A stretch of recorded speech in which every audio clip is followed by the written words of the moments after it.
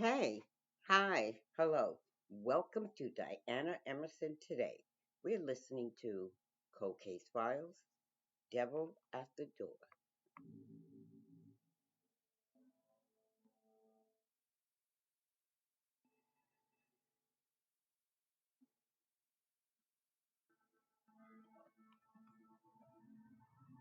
The day that I found out that Lisa had been murdered is burned into my memory.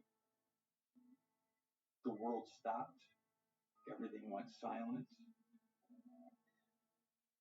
things began to rewind in my head about her baptism in the church and about the times that we had together.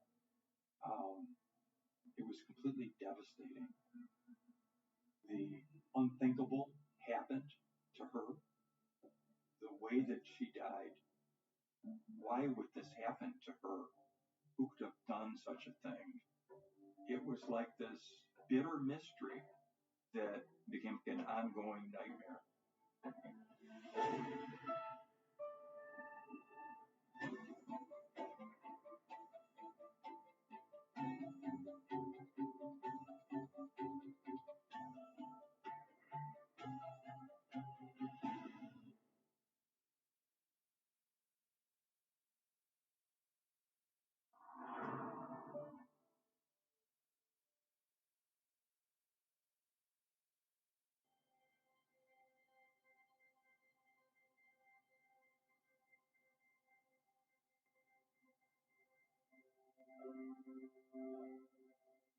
My best friend. Lisa had this beautiful studio apartment in Diamond Heights that her mother, Helen, had purchased for her that had a breathtaking view. It was tiny, but it had a multi-million dollar view of the city and the East Bay. And Lisa was proud of it.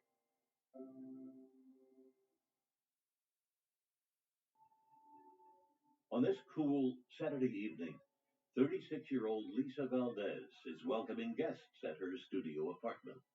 My cousin Lisa hosted a dinner party for her mother's boyfriend, and she had several people attend that dinner. Lisa and my Aunt Helen had an extremely close relationship. It was mother and daughter, but it was also friend and friend. That was Helen's only baby girl. She doted on Lisa. I marveled at that relationship. There was nothing that she couldn't share with her mom. Aunt Helen stayed after the party, helping clean up a little bit. And then Helen went home and then didn't hear from Lisa the next day or the next day and was calling Lisa, and Lisa wasn't returning her calls, which is very unusual.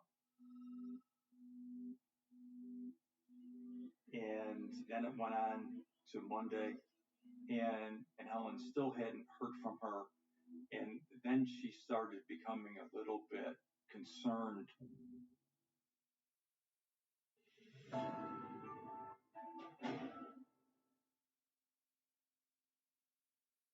Then Helen received a phone call from Lisa's work, and they indicated that Lisa hadn't been in work for a couple of days. And Helen became alarmed because that was completely out of character for Lisa.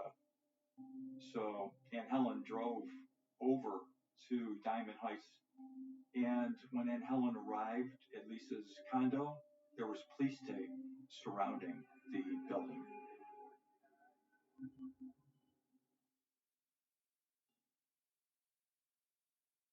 Neighbors had reported a foul odor coming from Lisa Valdez's unit, number 307.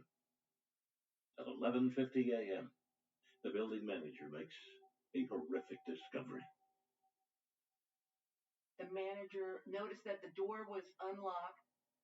He opened up the door and saw a body on the floor, basically right in front of where the door opens.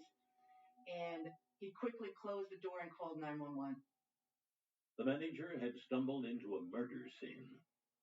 Lisa Valdez lies in the doorway of her own home.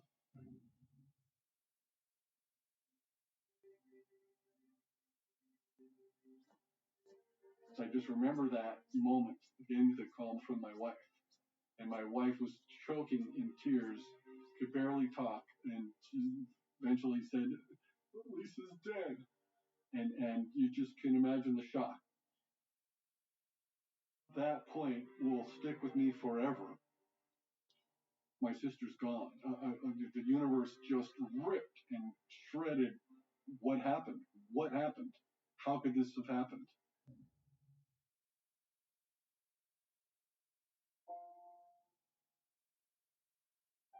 This first photo is a picture of Aunt Helen and Lisa taken in front of the Golden Gate Bridge. Lisa had the most beautiful long black hair and signature smile. She was full of energy. I met Lisa in a dance class. I walked into the dance class, but Lisa bounced into the dance class, so you could not miss her. It was as if a ball of light was entering into the space where she dwelled, and we became as one. If you saw her, I was close behind. If you saw me, she was near. Lisa became very interested in computer technology, and her last job was working for a large company in San Francisco in their IT department. Lisa was ahead of her time. She started using email long before any of us ever even knew what email was about. She was saying, "Oh, you'll see. Email's going to be a thing. Everybody's going to be emailing." She was really progressive.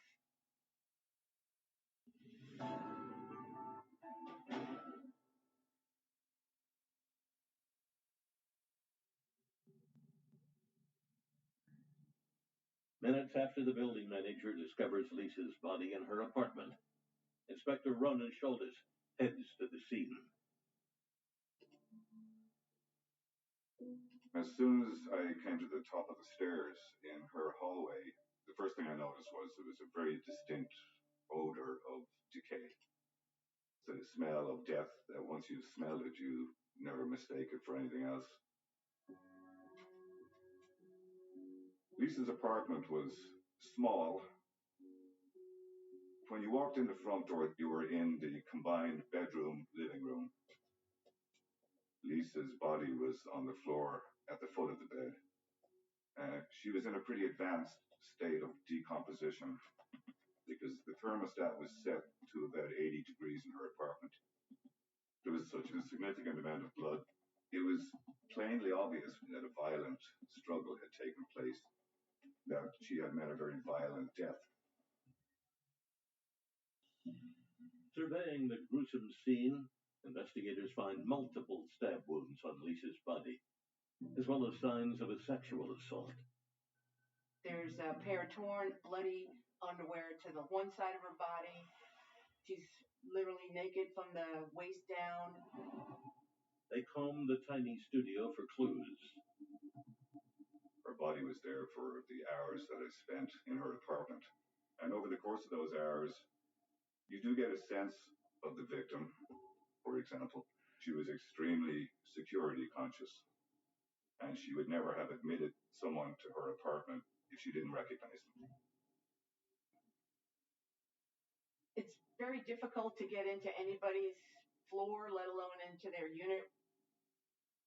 Someone would have to call her directly from that intercom and has to be buzzed in. You take an elevator up to the second or third floor and then take a bridgeway walkway across to another building to get to Unit 307. The neighbor reported that at about 1:30 early Sunday morning, they heard a loud thumping sound above, which would have been Lisa's apartment. We knew that her mother had left around midnight, but The lack of forced entry into her apartment indicated that she had to have opened the door. There was no other explanation. We could tell that there was no robbery or burglary involved, since her purse and her belongings, money and jewelry and whatnot, were not taken. But on a closer investigation, detectives make an odd discovery. Part of Lisa's hair has been cut off. Her hair was shoulder length, and we did not discover until sometime later that she wore her hair really long and was really proud of it. The thing that everyone knew Lisa for was her hair.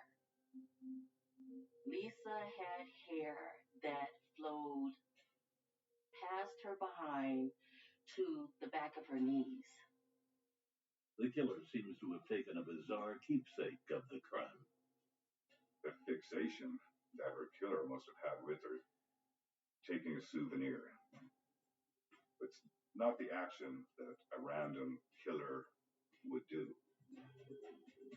Lisa couldn't be just a random victim. This was somebody that Lisa welcomed into her home.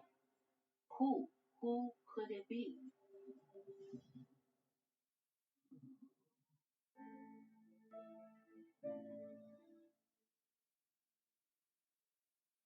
Hours into the investigation of Lisa Valdez's murder, detectives are no closer to a suspect.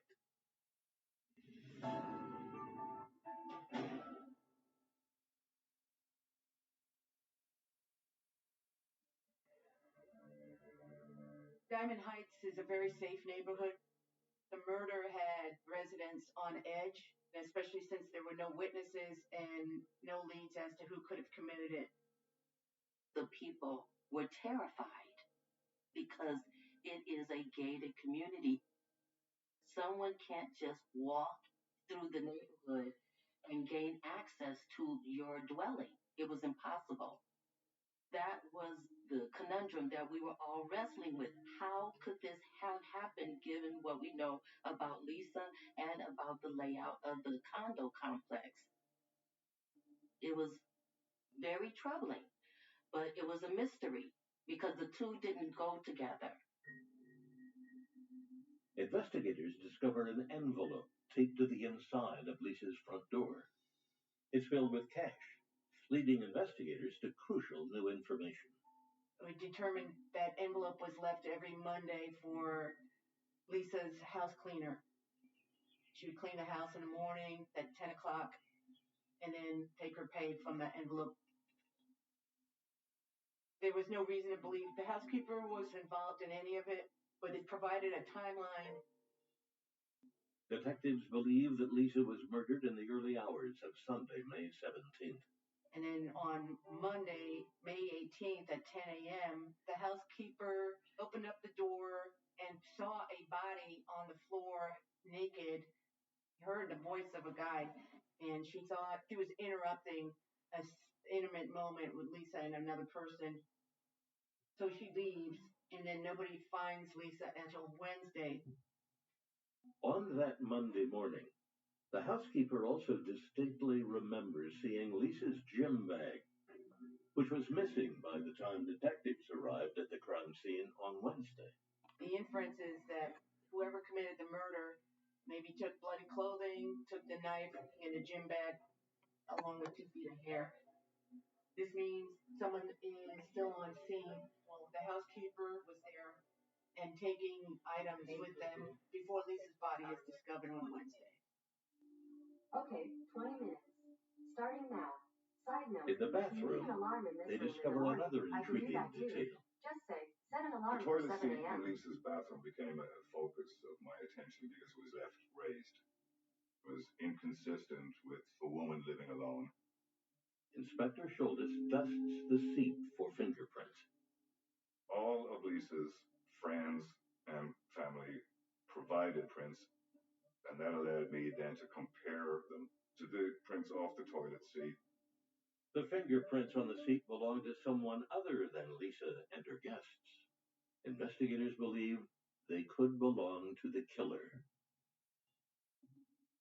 who also left behind another possible clue in the bedroom.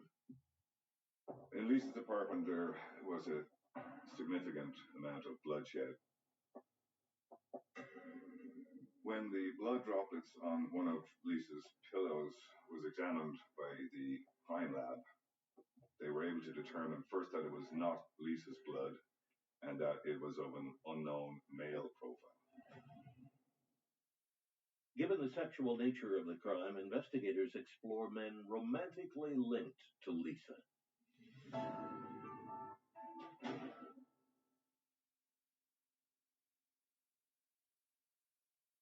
My mom was the last to see her alive.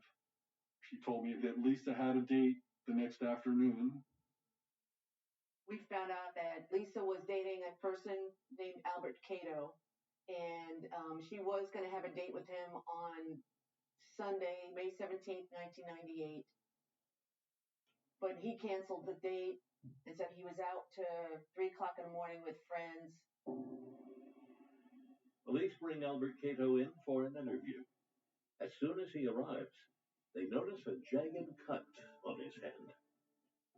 In a violent crime, we know that when someone is being stabbed repeatedly, that very often the person who's doing the stabbing cuts themselves in the act.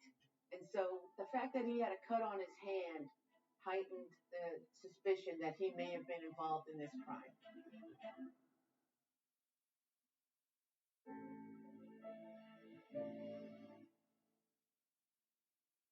Over a week into Lisa Valdez's murder investigation, San Francisco detectives polygraph her friend Albert Cato. The outcome shows signs of deception.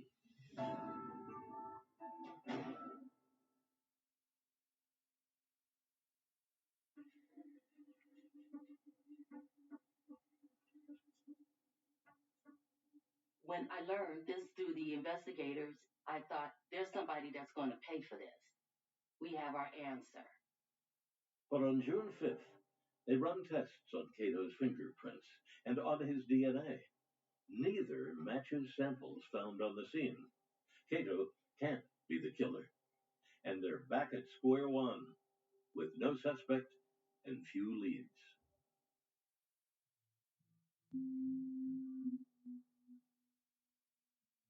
Lisa has some messages on her answering machine, and detectives decide to take a closer look, hoping to find a clue among the recordings.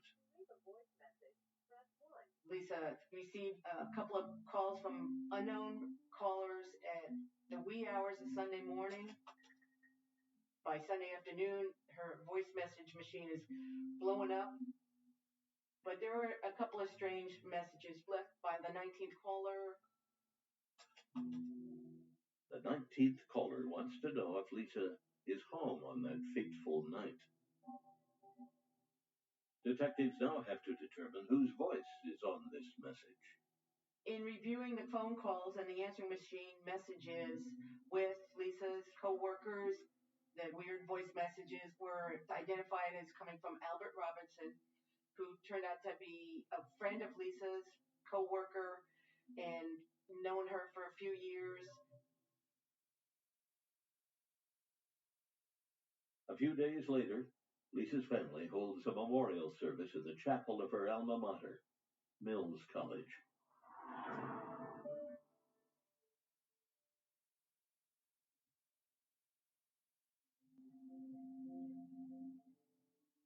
It was raining all day, pouring, in fact. But when the service started, the rain stopped, and there was a beautiful picture of Lisa right in the center of the chapel. And when the pastor started the service, this beam of sunlight came down through the skylight and shone right on her picture. It was like a message from Lisa. Also in attendance, none other than Albert Robinson, the man behind the odd-sounding voicemails. Albert Robinson presented a letter to the attendees that was very bizarre. He talked about his love for Lisa, that they were going to get married and they were going to raise a family. A very, very completely different take on their relationship than what Lisa shared with her friends and family.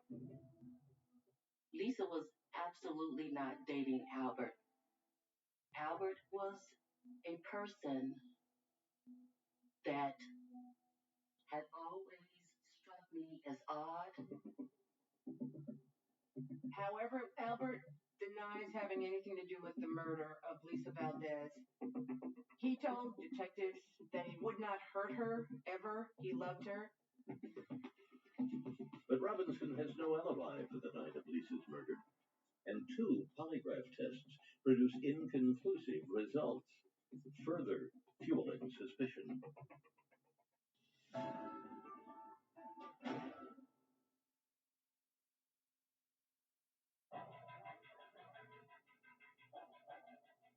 When a search warrant was served at his home, detectives found photos of Lisa all over his house.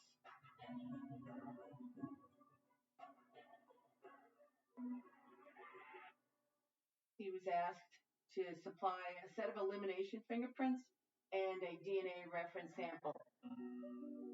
Detectives are confident Robinson is their man. When you have all this information about how he's dreaming of her and fantasizing about her all day and night, Albert Robinson fit the profile of the murderer in this particular case.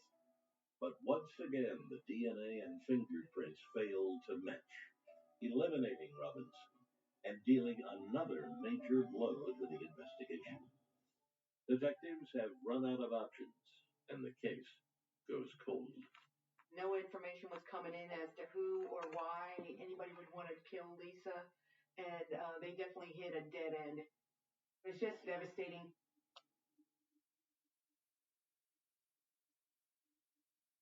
I was wrestling with my faith. I was angry. I was angry with God. I was dark. I did not understand how that light could be extinguished. And as the years went by and prayers went unanswered, I started to question if we'd ever learn who had done this.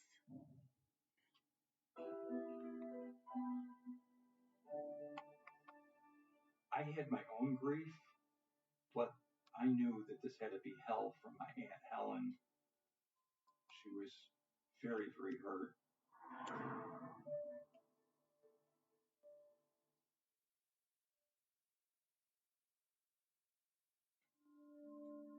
The unsolved 1998 murder of Lisa Valdez still haunts her loved ones.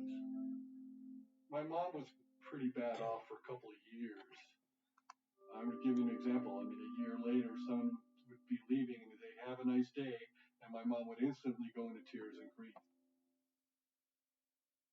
One of the things that crossed my mind in the beginning was who could have done such a thing. And as time went on, it even got worse because nobody was arrested. 10 years after Lisa Valdez's murder, her case remains shelved. But Inspector Schodis always kept it in the back of his mind. I had Lisa's case file with the unidentified prints on my desk for years, and periodically would just try them again, thinking this guy wasn't in the system at the time and maybe he is now. Meanwhile, Pam was constantly following up on the DNA. Well, I didn't know that Pam and Ronan were still looking at this as a cold case, that they still wanted to champion Lisa. They were still putting the data back in the system every so often, hoping that the guy's DNA would come through or fingerprints would come through. I couldn't imagine that someone who committed this horrendous, brutal, senseless murder hadn't been arrested for something. I would check year after year after year. Even though his profile hasn't hit yet, it stays in the database. It's just hovering like an airplane at SFO on a foggy night. It's just hovering. It can't land yet because the guy isn't in the database yet. So we're waiting.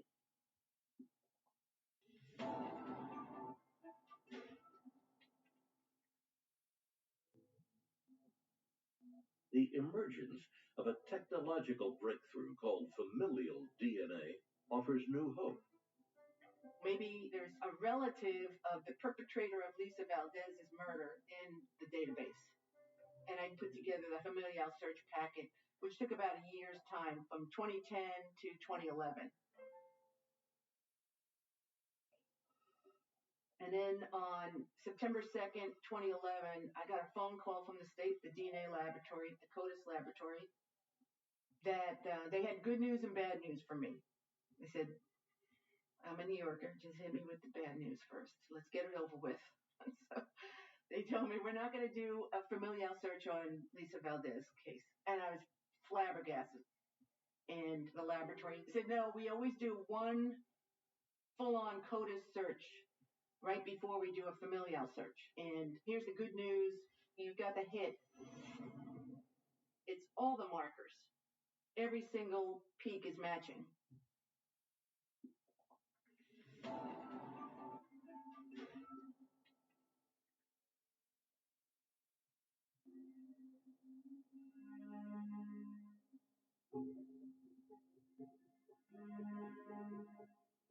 My cell phone rang, and it was Inspector Hofstadter.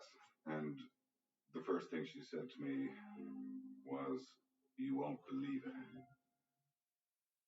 An ID through the DNA database had just been made and confirmed. After 10 long years sitting on ice, the case finally heats up. It was the most satisfying moment in my entire history of law enforcement and investigations. I just could not believe it. I mean, you do the fist pumps in the air and screaming and yelling, and people are worried about you, but it's because you finally got the answer you've been waiting for all this time.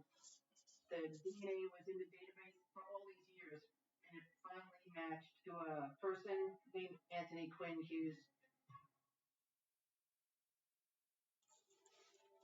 Anthony Quinn Hughes had a long criminal record dating back many years, but nothing that required his DNA sample. Until his 2011 arrest for shoplifting and a crucial change in the law.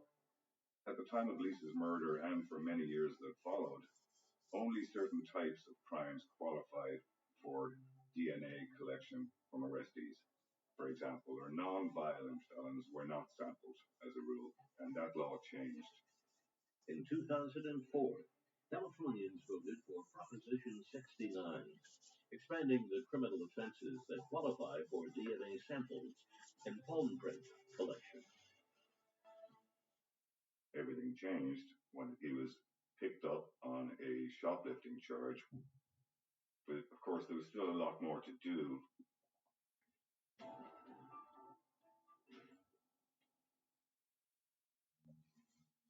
Investigators still have one crucial piece of forensic evidence to check: the fingerprints from Lisa's toilet seat. Ronan called me at 9 o'clock at night, and he said Anthony Quinn Hughes' right middle finger was on that toilet seat. That was just icing on the cake, because now it's two pieces of key evidence. Once we had the match, my job was to see if his name is anywhere else in the course of their investigation.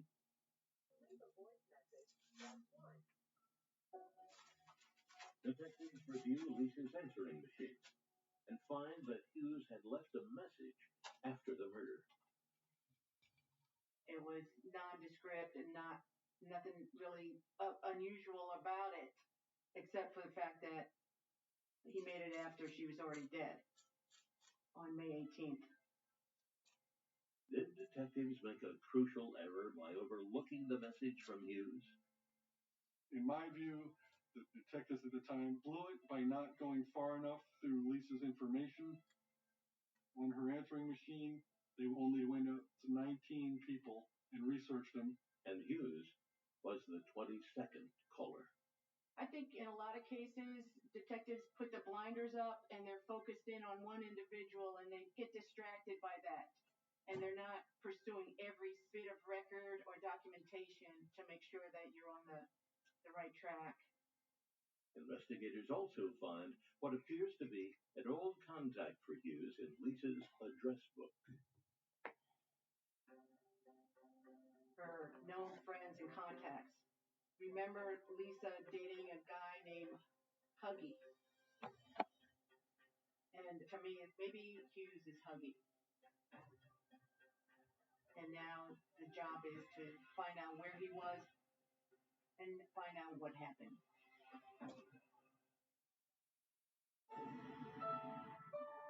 We did not have a known address for Anthony Quinn Hughes.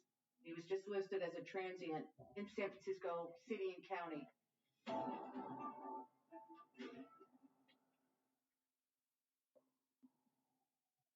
Once an arrest warrant is issued for Anthony Quinn Hughes for the murder of Lisa Valdez, the search is on.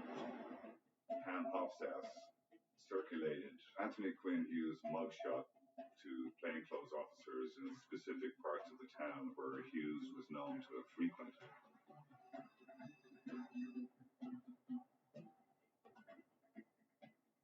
Within only a matter of some hours, two of the plainclothes officers, as luck would have it, spotted Hughes jaywalking practically in front of them and took him into custody.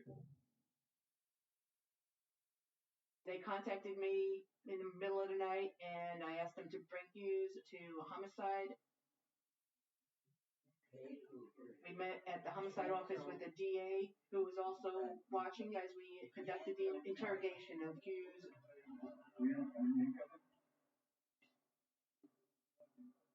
During the course of the interrogation, as we rolled through his history, his criminal history, what his whereabouts were in 1998. Definitely. Definitely. His comings and goings, his job, careers. I have another picture I'd like to show you. Ready to show this? So this is the gal who lived in that unit. Have you ever seen this woman? When we showed him a picture of Lisa Valdez and asked him, do you recognize this person? Anthony Quinn Hughes said no. And then I asked him, so you don't know Lisa Valdez? And then he did a double take, shook his head, and he said, oh yeah, we dated in high school. Yeah. Mm-hmm. How do you know her? I met her at this house party. He was a kid. And that was very eye-opening, like, wait a second, so you dated in high school, so we asked a little bit further. And then you met her at the party, and then what happened? We had a little romance for a while, and then that's when we were young, and then that was about it. And he didn't see her for a long time, and I said, so did you see her in 1998? And he said, no. He said, I bumped into her in the late 80s. We did ask, when he bumped into Lisa Valdez in the late 80s, what transpired? And he told us that she took him to her dormitory room at Mills College. She brought me in the room to be a roommate. And her bed was all, I remember this very good.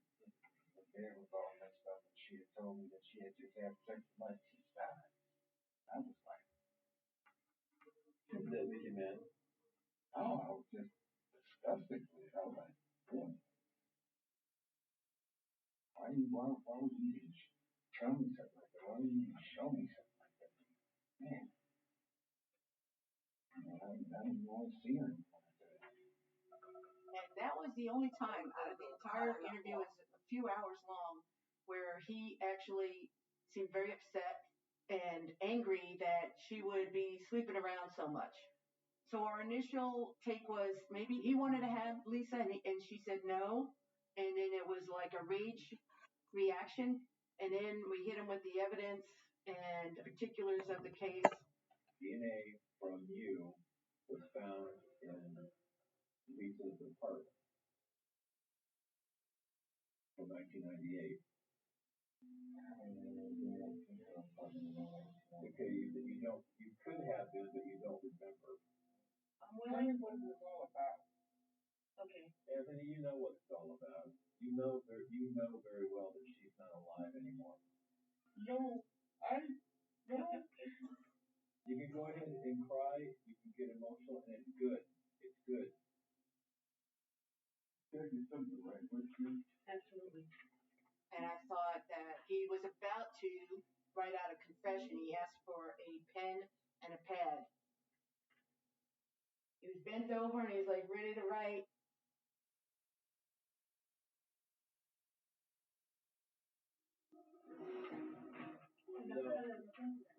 And instead of writing, he took the pen to his neck and his stomach in front of us and just went into like a little tizzy, kept on saying, I want to die.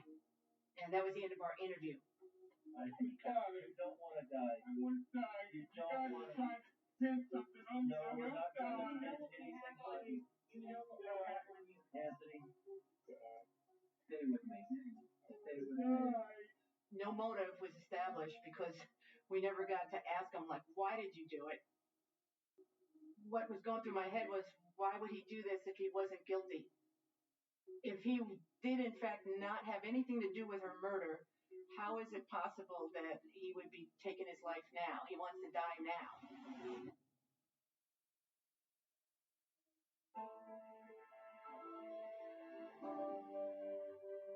For years, there just wasn't much news regarding Lisa's case. So I just figured they'd never find the guy.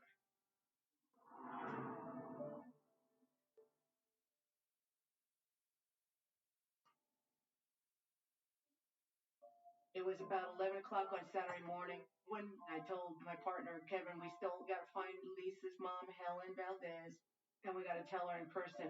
I don't want her to hear this on the news or get it from anybody else. And she was so relieved after all those years of not knowing. It was very, very emotional. And I get emotional thinking about it, just remembering how much it meant to her.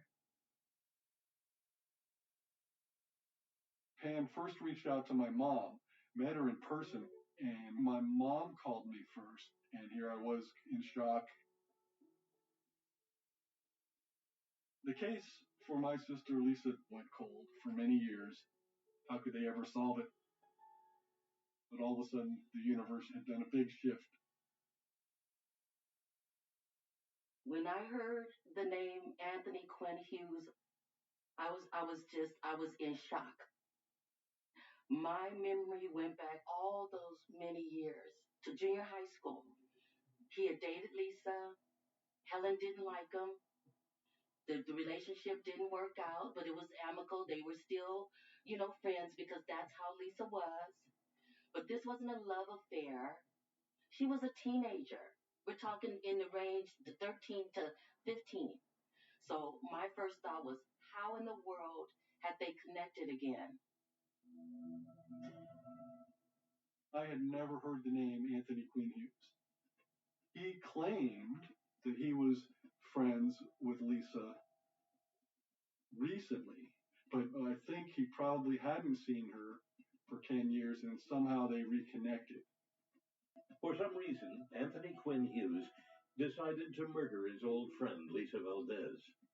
Exactly why remains a mystery. No clear-cut motive came out through the interview with Anthony Quinn Hughes, but we definitely hit a sore subject for him with her relationships. And that's the only little inkling of information we could have towards a motive. Whatever kind of conversation they had back in May of 1998, he just became enraged and killed her.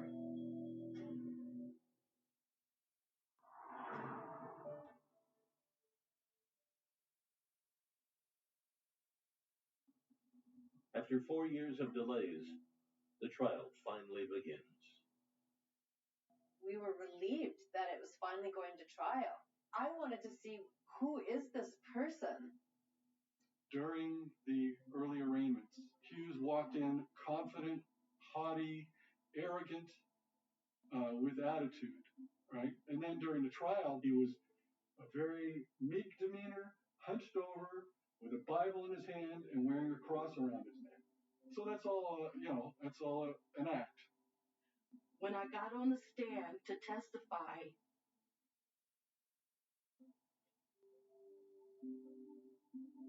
it was the most frightening thing. This sensation that came over me when I realized that this was the first time I could actually look at Anthony Quinn Hughes' face, and I was staring at him. I wanted him to know that I knew that he had done it. And he finally looked up at me, and we locked eyes, and I spoke to him telepathically. And I said to him in my mind, "You did it. I know you did it." And I felt as if Lisa was in me. The jury finds Anthony Quinn Hughes guilty of second-degree murder of Lisa Valdez.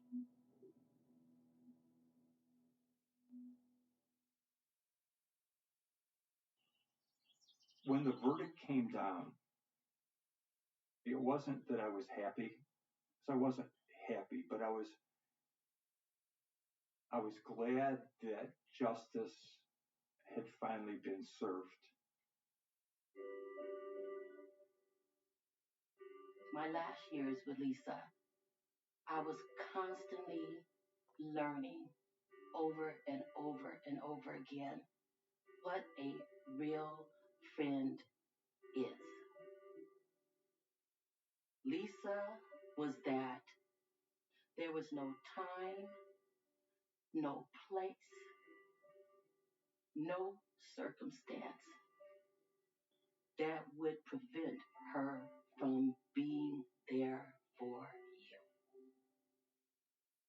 She was ride or die before ride or die was even a thing. If you're lucky enough,